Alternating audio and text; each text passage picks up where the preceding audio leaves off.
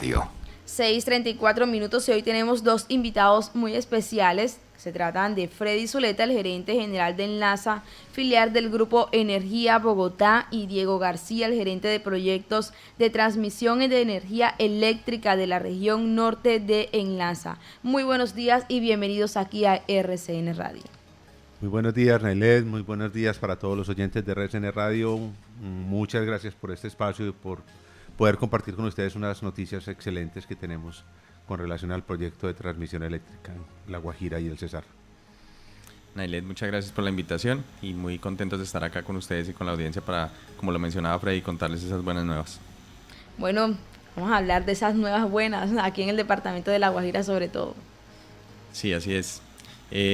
Básicamente logramos la protocolización de 235 consultas previas del proyecto Colectora. El proyecto Colectora es uno de los proyectos más importantes dentro de todo lo que tiene que ver con la transición energética a la cual le apuesta el país. Nos va a permitir sacar las energías renovables que se van a generar en la Alta Guajira, y a partir de eso pues prácticamente este primer paso nos da esa primera viabilidad para seguir avanzando en el licenciamiento y que finalmente el proyecto sea una realidad.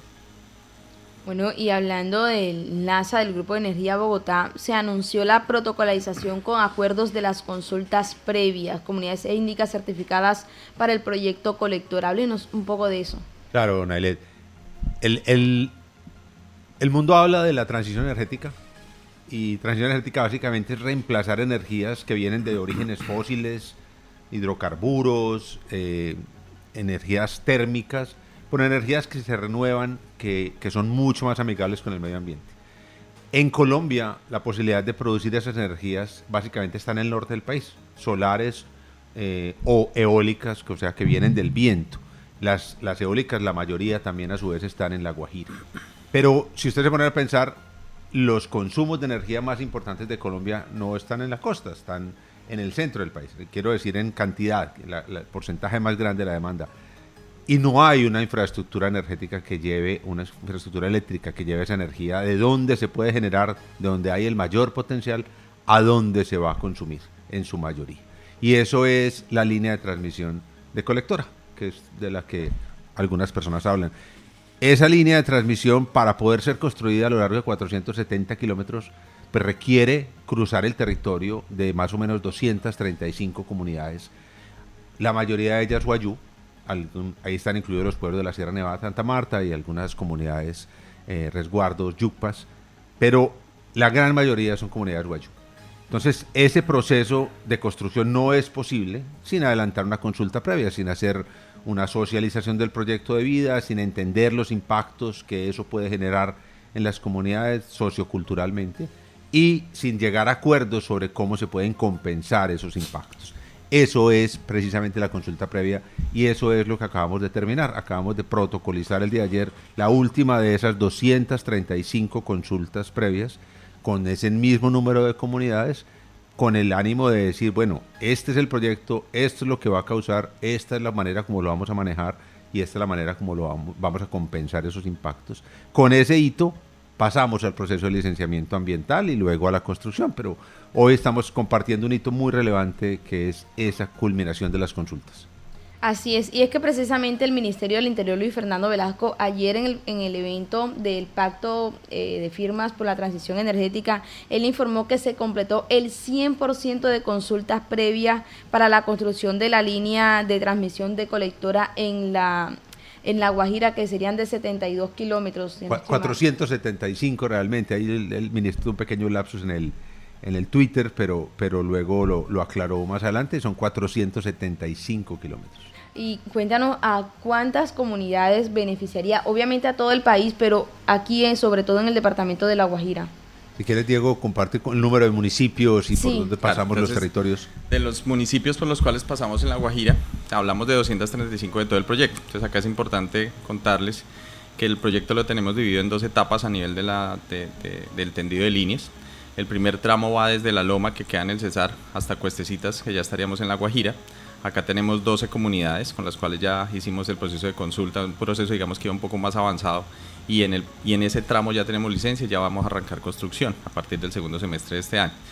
Y ya para el caso de La Guajira, digamos, para el caso del tramo de arriba de Cuestecitas Colectora, de Cuestecitas, que salimos ahí hasta Colectora, son 114 kilómetros con 2 líneas en doble circuito en las cuales estamos impactando a 224 comunidades, ¿sí? Que son, digamos, en este momento las que estarían de esas 224, más un resguardo Guayú que tendríamos del lado de Cuestecitas, ¿sí? Entonces estaríamos hablando en un total de 225 comunidades, como lo mencionaba Freddy, en un proceso transparente, en un ejercicio muy juicioso, en el cual trabajamos con las comunidades, en el cual identificamos los impactos, empezamos a evaluar cómo vamos a compensar esos impactos y a partir de eso establecer todas las etapas de la compensación, a partir de proyectos, a partir de cómo impactamos el territorio y que finalmente nosotros seamos un aliado importante tanto para las comunidades, para la región y que, como digamos, lo hemos explicado muchas veces acá, esto es como un matrimonio, ¿no? O sea, estamos en esa etapa del enamoramiento, estamos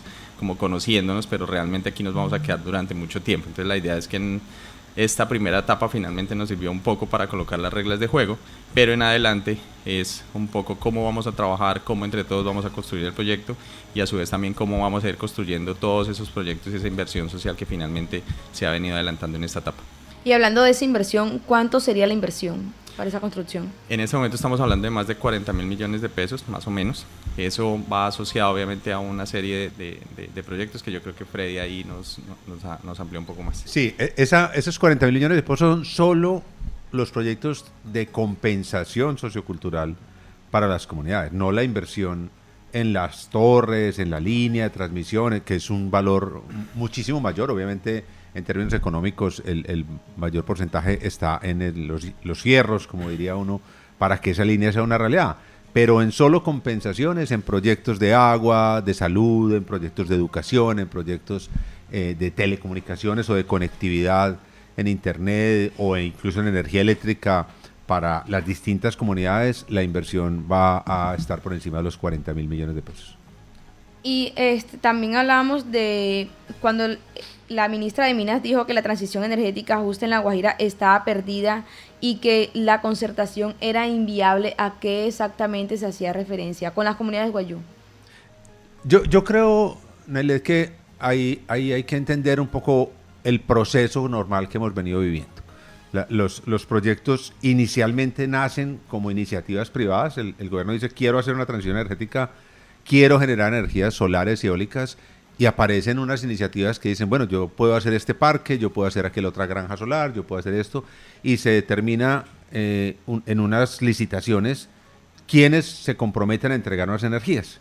En ese momento, todo este concepto de lo que significaba para el pueblo de Guayú quizás no era tan claro. El presidente ayer dice, en la segunda fase, o sea, los proyectos después de esta primera fase, los proyectos deberían empezar a pensar en formas de vincular a las comunidades como socios. Y hizo una invitación y hace un llamado a Ecopetrol, por ejemplo, que es posiblemente uno de los actores hacia el futuro más importantes, a que diseñemos modelos de participación de la comunidad mucho mayor. Eso de cara a darle sostenibilidad, usando los términos del presidente, en el tiempo a los proyectos. Sin embargo, la línea de transmisión es un servicio público, es una cosa distinta. Tú necesitas una carretera para que los negocios lleven sus productos de un lado a otro. La carretera en sí no es el negocio, la carretera es un servicio público que permite que las otras cosas puedan ocurrir. Entonces, aquí pasa similar, hay unos proyectos de generación, hay una fase de proyectos que más o menos suman unos 2 gigas que ya están listos, que están adjudicados y que están prontos a adelantar sus procesos de licenciamiento y de construcción. El presidente invita al país a que los siguientes 2, 4 o 8 gigas sean construidos en un modelo donde haya una mayor participación de la comunidad para que sean viables en el largo plazo. Y está esa línea de transmisión que es simplemente un transportador, que no genera ni produce energía ni entrega energía en el intermedio, sino que la lleva de un lugar a otro. Son cosas diferentes, pero la viabilidad está asociada a cómo nos vamos a relacionar con el territorio a lo largo del tiempo, cómo vamos a garantizar desarrollo, cómo vamos a traer bienestar para quienes están en el camino de esos procesos y que el proyecto pueda ser bueno para la región y que le deje cosas a la región. Ese es el desafío. Así es, esa es la idea también, que genere economía, sobre todo en el país y en estas comunidades que son tan abandonadas.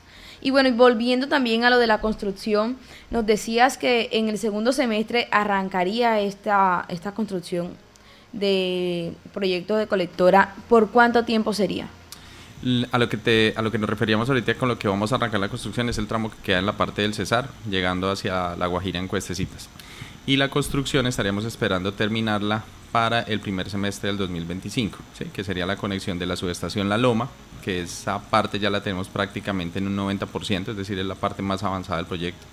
Arrancamos, como te mencionaba, con la línea y terminaríamos llegando a la construcción en la subestación Cuestecitas, que esperamos arrancarla en el primer semestre del próximo año, ¿sí? Entonces ese, digamos, que sería como el primer granito, que sería esa primera conexión de ese tramo. Ya lo que tiene que ver con todo lo que hablamos ahorita de La Guajira, es decir, desde Cuestecitas hasta la Alta Guajira, esperamos ahorita entrar ya en la etapa de licenciamiento, es decir, cerramos consultas, esto se introduce en el EIA, empezamos a trabajar con la ANLA en el licenciamiento y esperaríamos que para el segundo semestre del próximo año ya sea una realidad el inicio de la construcción, tanto del tramo de línea, que son 114 kilómetros de dos líneas en paralelo, como del inicio también de la construcción de la subestación colectora, que quedaría, pues, como lo mencionábamos anteriormente, en la Alta Guajira. Así es. Bueno, y ahora, para cerrar esta linda entrevista, háblenos un poco de Enlaza y del Grupo de Energía Bogotá. Enlaza es una compañía nueva que empezó el 1 de enero de este año, pero que ejecuta un negocio que el Grupo de Energía Bogotá viene haciendo hace 120 años. Básicamente, el grupo ha venido creciendo y tiene activos y participación en varios países y en varios negocios, en gas, en transmisión, en transporte de gas, en distribución de gas, en distribución de energía, en transporte de energía.